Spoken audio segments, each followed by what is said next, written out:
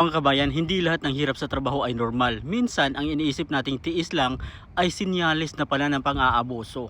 Una, palaging pinapagawa ang trabahong wala sa kontrata ng walang dagdag na sahod. Pangalawa, madalas kang pinagtratrabaho ng sobrang overtime pero hindi ka binabayaran. Pangatlo, hindi binibigay ang sweldo sa tamang oras o kulang ang natatanggap mo. Pang-apat, kinukuha o tinatago ang iyong pasaporte ng walang legal na dahilan. Tanong, saang lugar o syudad po kayo ngayon nanonood nito? Panglima, pinagbabawalan kang magpahinga o gamitin ang iyong day off. Pang-anim, minamaliit o sinisigawan o pinapahiya ka sa harap ng iba. At panghuli, pinipigilan kang umalis o mag-resign ayon sa legal na proseso. Mga kabayan, tandaan natin na ang pagtatrabaho abroad ay hindi nangangahulugang kailangan nating tiisin ang anumang pagtrato.